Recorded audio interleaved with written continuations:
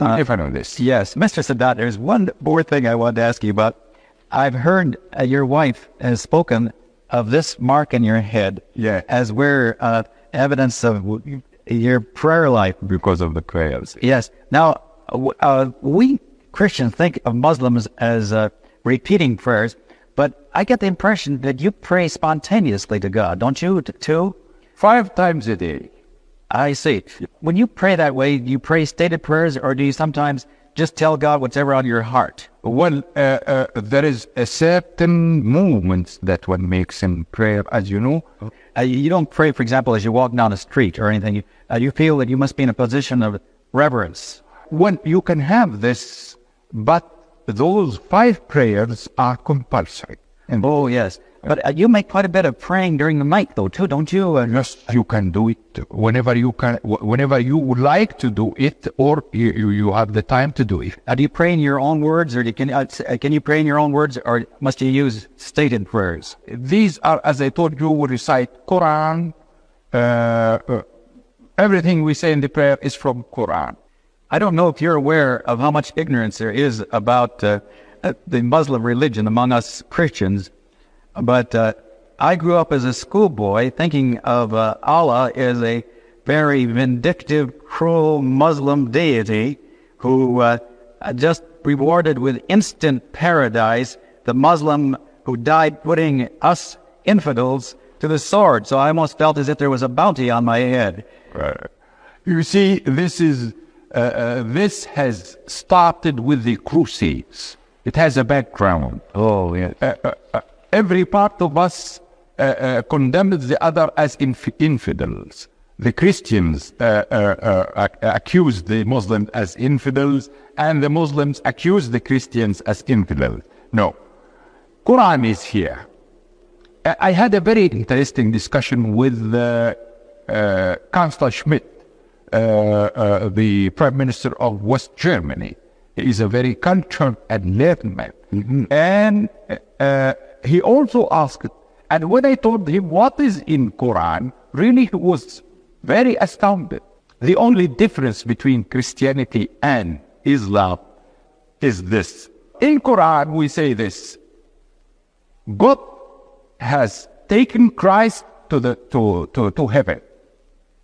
I say. He was not killed.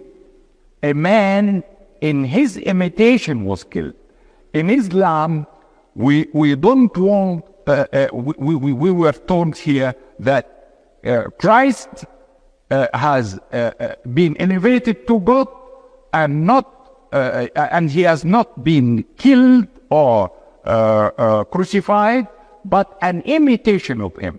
This means that we have great estimation to Christ to the extent that God didn't permit his crucifying, but took him to heavens. I guess this is the crux of our difference then, isn't it? Because for us, his death was atoning for our sins, you see, so that's why the cross is the symbol of our faith. And so we disagree on that area. Do you believe that Christ is coming back? It is stated in our Quran, before the day everyone will recognize Christ. Is that right? Yeah, in Quran.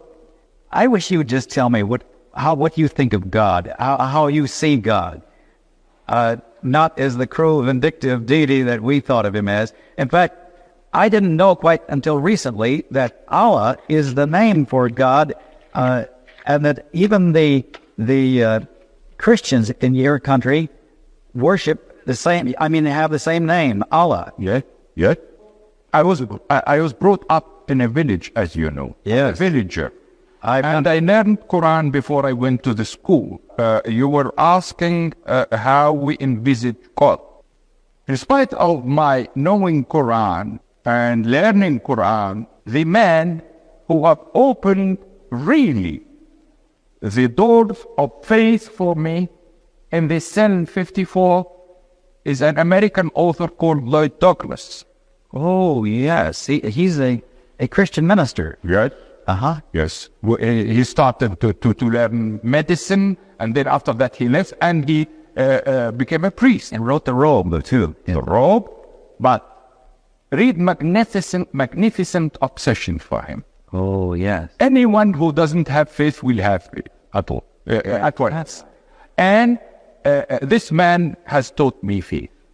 Isn't that marvelous? Well, just tell us a little bit about your experience in cell 54, would you? Well, it is a very hard experience because suddenly you found yourself between four walls, no book to read, no radio to hear the news, no newspaper to do, except just in a cell like this, and for 1 year and a half before they permitted us to have newspapers and books. When we were permitted these books, fortunately, the first book I read was Magnificent Obsession of Lloyd Douglas. Oh, is and that right? Continued after that in the same line. In the cell 54, I found myself. I found myself, and I found that through love, I can do miracles. Through hatred, I am impotent. In fact, I think the expression you used was, my heart was taken over by the love of the Lord of the universe. Right? Right? And let me tell you this. The most happiest 6 months that I lived or ever to live were the last 6 months in the cell. Well, now, when you said your heart was taken over by the love of the Lord of the universe, was this something that just sort of oozed in on you, or did it happen in a particular time? No, it is part of my nature, but I couldn't recognize it before I was put in the cell. Let me tell you this. In two places you will find yourself, either in prison or in war. You will find your true self. I found my true self because out of prison, like any other one, and because of this civilization, material civilization, and the man's needs, and so one is always preoccupied. He didn't have the time to meditate or to live inside himself. In the cell, you are either you learn to live inside yourself, or you will become mad, because in four walls with nothing to do. So I found myself. You know, I had an experience of being overwhelmed by the love of God. In fact, I could define it almost in exactly your terms of my heart was taken over by the love of the Lord of the universe. But when I tried to share it with people in my own rather formal church, they looked at me askance. And I was wondering, did you find people responsive that would to the experience you had, or did they think you were talking a foreign language? As I told you, when I had this discussion with Helmut Schmidt, the Chancellor of West Germany, and because of the new facts that I told him in Quran, he told me, why don't you write a book? I promised to write a book on the three religions, and they will be. You will find that it is one religion according to Quran.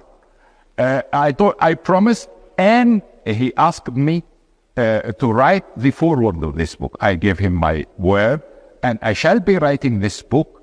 Chancellor Helmut Schmidt of Germany will be writing the foreword of this book. Well, what happened as a result? You discovered there in the cell, I think you said that God wasn't just someone way up there, but he became your personal friend. Friend. That's right. And this was such a liberating experience. I think you said you were set free in that moment. Right. From fear of man. Right. And from hatred. Hatred. You can hate. And from the material needs. I see. So it really was a liberating experience in prison then, wasn't it? It is. It is. And as I told you, in two places only you can find yourself, either in prison or in the wall.